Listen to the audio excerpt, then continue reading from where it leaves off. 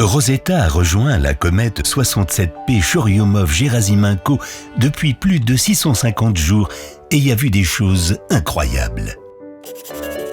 Elle a cartographié toute la surface et y a décelé d'importants changements. Rosetta a suivi la comète dans sa course vers le Soleil en observant toujours plus de gaz et de poussière s'échapper de sa surface.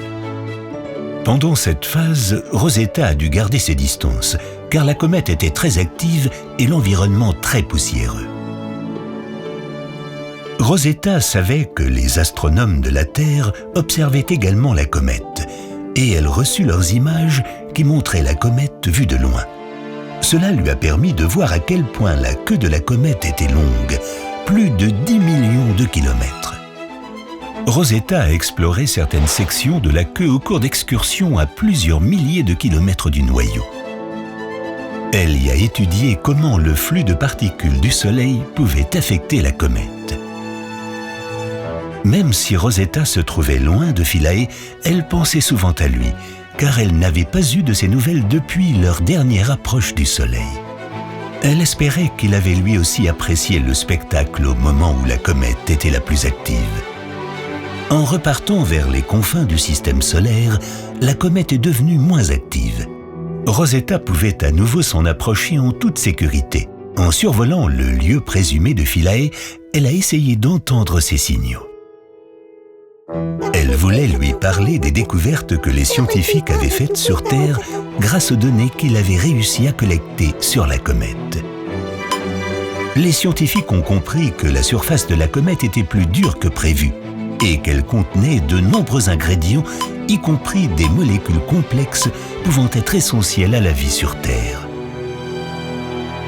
Même si Rosetta n'arrivait pas à voir ni à entendre Philae, elle a essayé de le contacter au cas où il l'aurait écouté. Malheureusement, ils n'ont jamais réussi à entrer en contact. Peut-être Philae s'était-il à nouveau endormi, ou alors sa radio était hors d'usage. Rosetta était quand même fière de lui.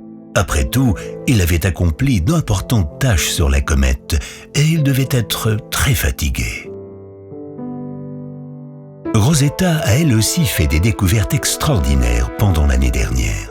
Elle a trouvé des blocs d'eau glacée à la surface de la comète et a observé comment la glace, chauffée par le soleil durant le jour, se transformait en gaz pour s'échapper dans l'espace alors que de la glace se reformait chaque nuit. Outre de l'eau, Rosetta a trouvé d'autres molécules en étudiant l'atmosphère de la comète, y compris beaucoup d'oxygène. Cela n'a pas manqué d'étonner les scientifiques. Ils pensaient que la plupart de l'oxygène aurait interagi avec d'autres atomes. Le gaz aurait pu être piégé dans la glace lors de la formation de la comète 4,6 milliards d'années plus tôt. Les scientifiques étaient enthousiasmés par cette découverte et sa signification dans l'histoire du système solaire.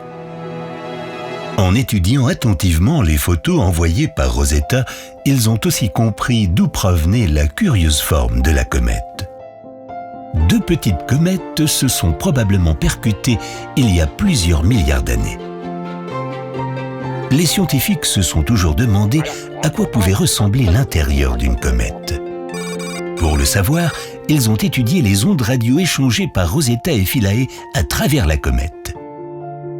Ils ont également mesuré les variations des signaux renvoyés par Rosetta sur Terre alors que la gravité de la comète affectait la sonde spatiale. Ces expériences ont démontré que sous sa surface, la comète possédait des cavités inférieures à 100 de mètres. Autour, sa composition comportait des amas plus ou moins denses de poussière et de grains de glace. La comète était donc poreuse et légère sous sa surface dure. Rosetta était ravie d'avoir fait des découvertes aussi formidables. Mais il y avait encore tant de choses à accomplir. Il ne restait plus que quelques mois à Rosetta avant le grand final de sa mission extraordinaire. Si loin de l'énergie du Soleil, Rosetta allait elle aussi devoir se reposer sur la comète. Mais c'est une autre histoire.